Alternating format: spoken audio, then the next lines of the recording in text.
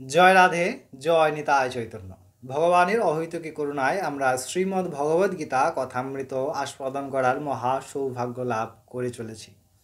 আমরা গুণোত্তর বিভাগযোগ আগের দিন ২৬তম শ্লোক পর্যন্ত আস্বাদন করেছিলাম। অর্জুনের প্রশ্নের উত্তরে ভগবান সেই ব্রহ্ম প্রাপ্তি, সেই ব্রহ্মপদ এবং তাহা প্রাপ্তির উপায় এবং সেই যে জিতেন্দ্রীয় পুরুষ বা ব্রহ্মপ্রাপ্ত পুরুষের তার স্থিতি কী হয়, তার পদ কী হয়, তাহা ভগবান বললেন।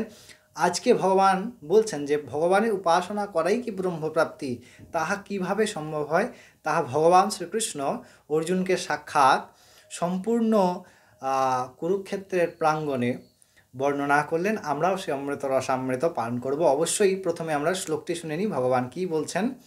২৭তম শ্লোকে ভগবান ২৭তম শ্লোকে অর্জুনকে বলছেন যে ব্রহ্মণো হি প্রতিষ্ঠাহ म्यामृतस्य व्ययस्य च शाश्वतस्व च धर्मस्व सुखस्वैकान्तिकस्व च।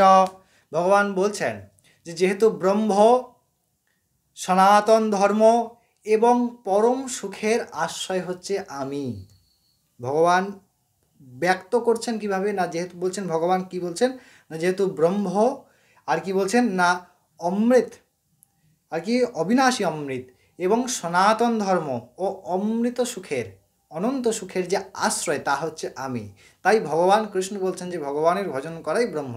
তো এই নিয়ে আগে সাকার নিরাকারের অনেক রকম প্রতিদ্বন্দ্বী হতো। ভগবান কিন্তু সেই প্রতিযোগিতাটাকে এরপরে লাইন টানলেন যে ব্রহ্ম ভগবান প্রাপ্তি আলাদা নয়, ব্রহ্ম সবে আছে, ভগবানই ব্রহ্ম, আকারই সাকার, সাকারই আকার। যিনি আকার ভগবান, যিনি কর্তুম অকর্তুম অন্যথা কর্তুম, যিনি নিরাকার তিনি আকার ধারণ করতে পারেন, আবার যিনি আকার ধারণ করতে পারেন তিনি নিরাকারও থাকতে পারেন।